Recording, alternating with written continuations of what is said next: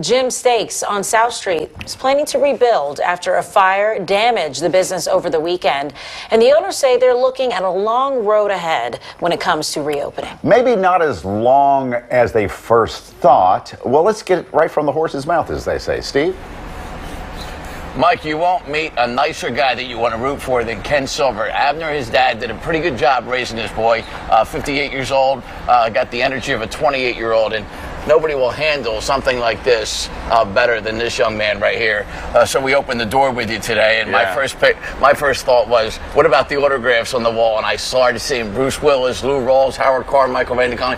So that's what I know this place for. You sit there and you just spend your whole time looking at all the autographs, and it's cool to see Kobe Bryant still intact and everything, isn't it? Absolutely, it's fantastic. And well, while you're waiting to get your cheesesteak, usually the line's through here and out the door. When you get inside, got to give you something to do while you're waiting to order. So, well, we can't go in, but we can get a peek inside, and this is the door everybody goes into for the order, and we can see the order sign and the pickup signs are still intact, but a lot of it, what you can see, is really devastating. And we looked in the back door where the origin of the fire seems to have started, and boy, you can see all the damage back there. It's going to be tough to come back, but you're determined to. Oh, absolutely. Yeah, once L&I gave us the go-ahead that the building was, structurally sound, we figured that as long as everything's okay in the basement, and we can support, stripping everything down to the bare bones, and we'll just start again and try to build it as close as we can.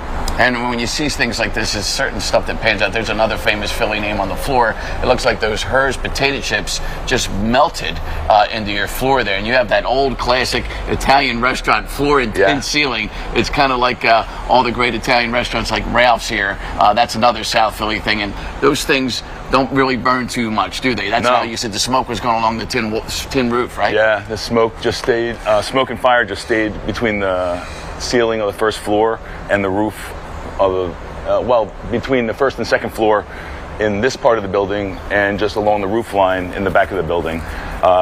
Flames kind of shot up the back wall, but other than that, a lot of the front building is in pretty good shape. I saw the steps that I've climbed countless times taking my sandwiches upstairs, but not only is it the second floor restaurant, but your office is there, and you said that's all intact. Yeah, it's all intact. How does that happen? It's a mess. I don't know, divine intervention, I guess.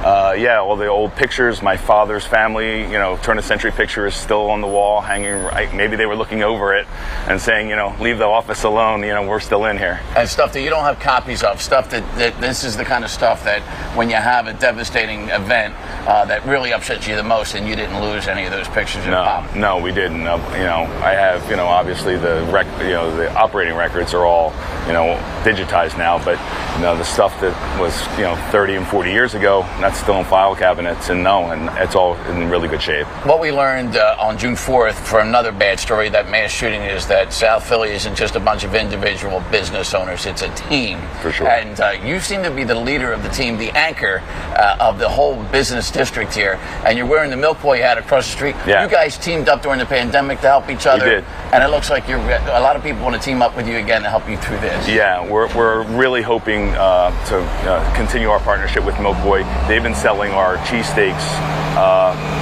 so you can go to Milk Boy and you get our cheesesteaks as long as you stay there, buy a beer and get fries.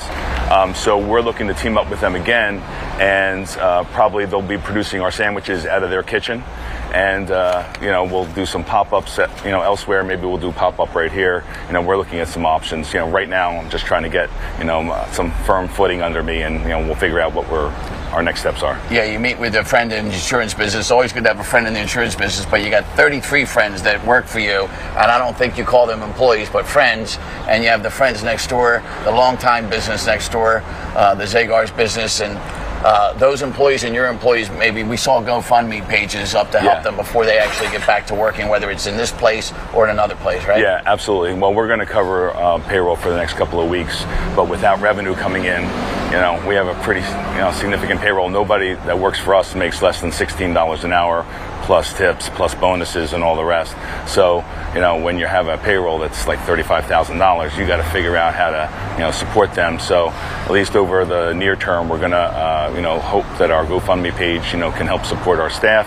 And then, you know, when we can get up and running either remotely or in partnerships, you know, we'll bring on as many as we can. You know, we're hoping to get open as soon as possible, but, you know, we understand it's going to be a while. Well, to keep paying people after such a devastating fire, and so employees aren't immediately, who live check to check, worried. Another reason that they have to thank you for being such a terrific boss, and Philadelphia, I think, is going to be lining up to buy your sandwiches again when this place reopens, for sure. We certainly hope so.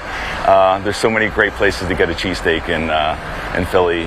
Frank from Pat's reached out to me yesterday and said, you know, they're looking to help us do something, you know, sponsor an event or something along those lines. You know, we're one big cheesesteak community, as I like to say. So, you know, when the tourists come to, you know, to see us, and they look, Escobillo's is right down the street. Woodrow's Sandwich Shop is right down the street. Amazing cheesesteak. So, you know, we'll be back, and hopefully the lines will be back too. Well, you know what the fans of Philly are like when they want to cheer on the Eagles in a winning thing. I think you got all those fans behind you, cheering you on too, Ken. We hope so. Thank you. All right, best of luck, guys. All right.